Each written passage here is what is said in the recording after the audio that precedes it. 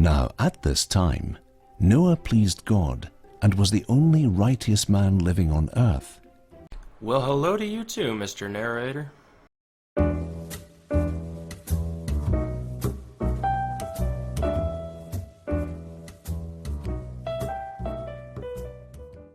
He had 3 sons, Shem, Ham, and Japheth.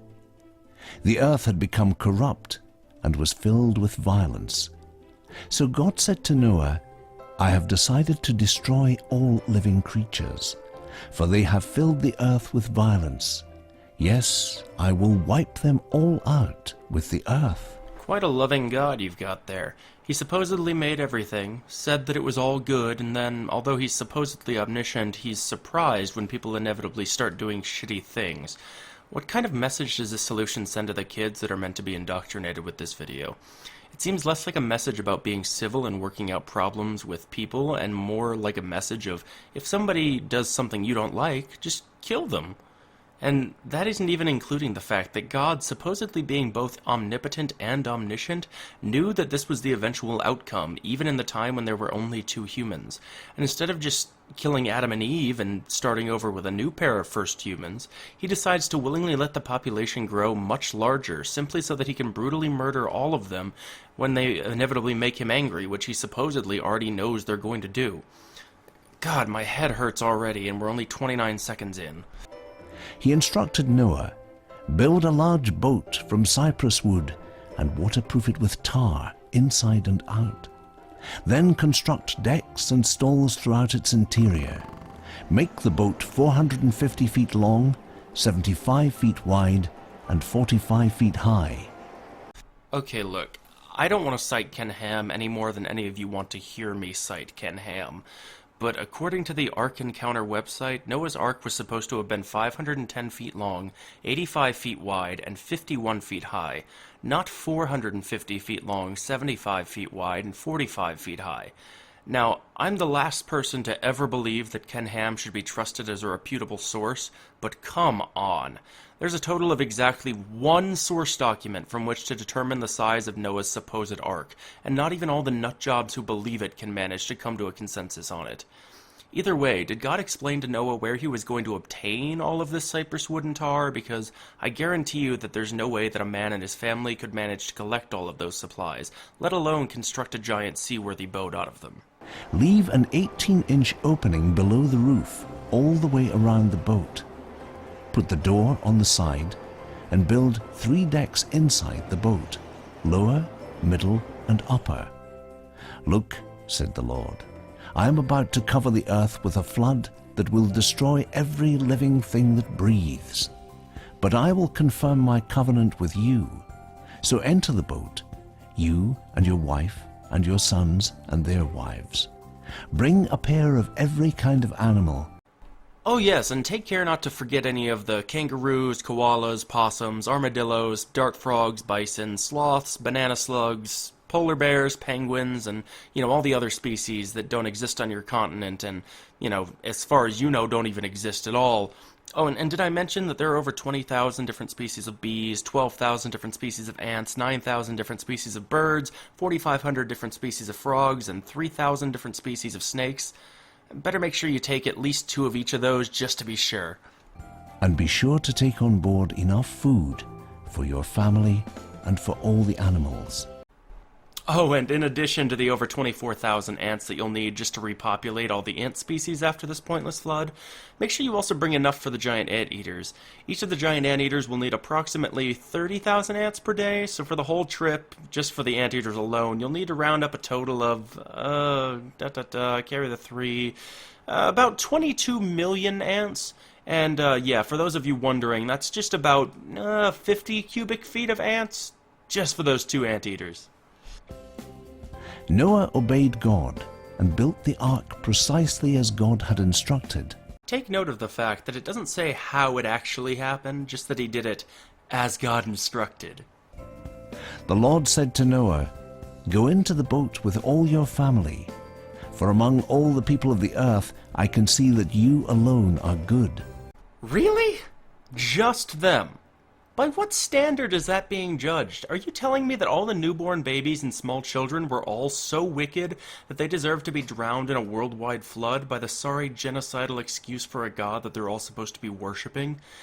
And even if so, what are the odds that every member of Noah's immediate family would happen to be good rather than wicked like the rest of the world was supposed to have been? Not one of the sons ever did anything wrong, or at least never did anything as purely evil and malicious as those babies did by being born. Is this the part of the video where you explain to all the impressionable kids that if they'd been children back in the day of Noah, God would have happily wiped them out of existence as well? Take with you the animals I approve. 7 days from now, I will make the rains pour down on the earth. It will rain for 40 days and for 40 nights, until I have wiped from the earth all the living things I have created.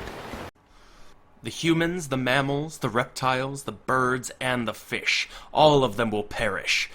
Oh, by the way, can I have a look at all those fresh and saltwater aquariums that you made for the Ark? I just want to make sure they're all up to snuff. What do you mean there aren't any aquariums? I specifically said a pair of every kind of animal. Did you just think fish didn't count? I said every! Of course fish are included in that. You didn't think they'd need it because they like water? Oh no, I had it wrong. Adam and Eve ate of the tree of knowledge of good and evil, not the tree of knowledge of marine biology.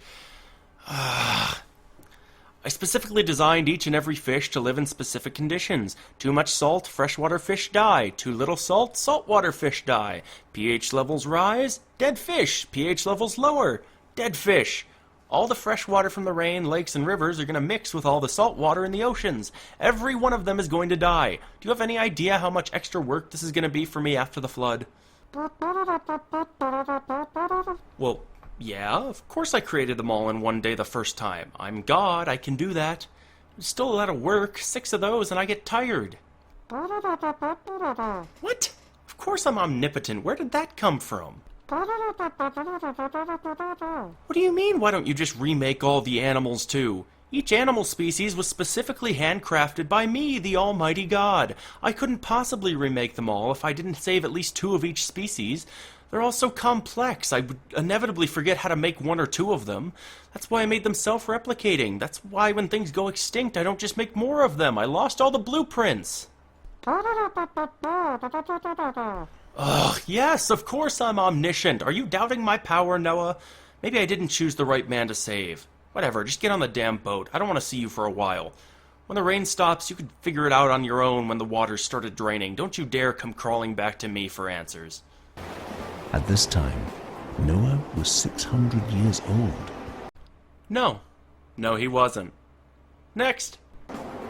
So Noah entered the boat with his wife and his sons and their wives. 2 by 2, 1 pair of every kind of animal came into the boat, representing every living thing that breathes. Then the Lord closed the door behind them. For 40 days the floodwaters grew deeper, covering the ground and lifting the boat high above the earth. And as the waters rose, Noah and his family were softly lulled to sleep by the screams of all the damned men, women, and children that God decided just weren't good enough. The only people who survived were Noah and those with him in the boat. When the time came, God sent a wind and the rain stopped. Noah opened a window and released a raven. Okay, now I will admit that that is somehow one of the least offensively false things in this entire video. But that's not Noah opening a window, that's Noah standing on the top deck. Did the animators not get a copy of the script, or did they just assume that if the kids were going to believe all the other bullshit, they may as well also try to convince them that they're wrong about windows? The bird flew back and forth until the floodwaters on the earth had dried up. He also released a dove to see if it could find dry ground. Noah waited, and the dove returned. He tried again, and the dove returned to him, this time with a fresh olive leaf in its beak. No, it didn't. All the plants that used to exist on the earth have been submerged under hundreds of feet of water for a full year. And you'd think as the one who supposedly invented plants, God would know that they should all be dead. Noah released released the dove again, and this time it did not come back. When the earth was dry, God said to Noah, "Leave the boat, all of you. Release all the animals so they can be fruitful and multiply throughout the earth." And have so little genetic diversity that their birth rates fall faster than they can repopulate. So Noah, his family, and all the animals followed God's instructions and came out of the ark.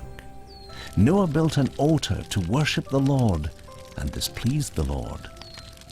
Good thing these children are impressionable enough to believe anything we say, otherwise one may wise up and notice that because we didn't mention that Noah was supposed to bring 7 of every clean animal, if Noah made an altar right after leaving the ark, he would have made a species extinct. Silly kids, tricks are for preachers. God blessed Noah and his sons and told them, "Be fruitful and multiply, fill the earth." Through generation after generation of good old-fashioned incest. Then God said, "I hereby confirm my covenant with you. Never again will a flood..." Yeah.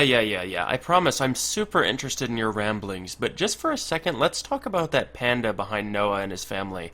A female panda only ovulates once per year in a very small window of about 3 days, and normally only gives birth to 1 cub. If more than 1 cub is born at a time, the mother picks the strongest and lets the others starve.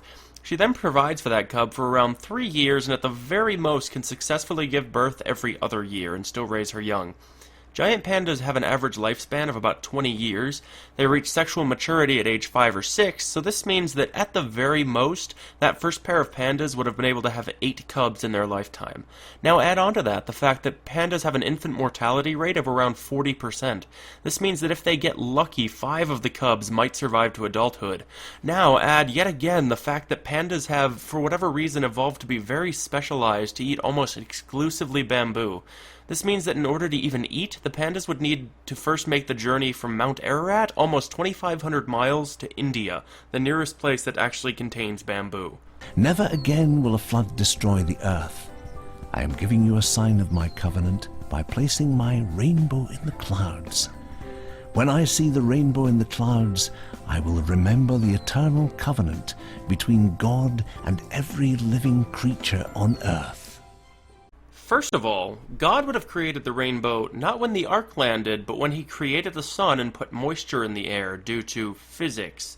Unless we're supposed to just believe that God altered the laws of physics in order to hide the rainbow, simply because he knew that someday he'd need to reveal it as a sign of a covenant not to kill everybody again. That aside, I love the fact that God is so uncharacteristically specific here. Not, "I will never wipe all life off the face of the earth again," but, "I will never again wipe out all life on earth with a flood," leaving the back door open just in case these evil children start trying to be born again and God just has to destroy them all with fire. Anyway, that's all for this video. As always, thank you all very much for watching. If you enjoyed the video, give it a like and share it on social media to try and expand our community. Subscribe for more content in the future, and as always, have a blessed day, fellow heathens.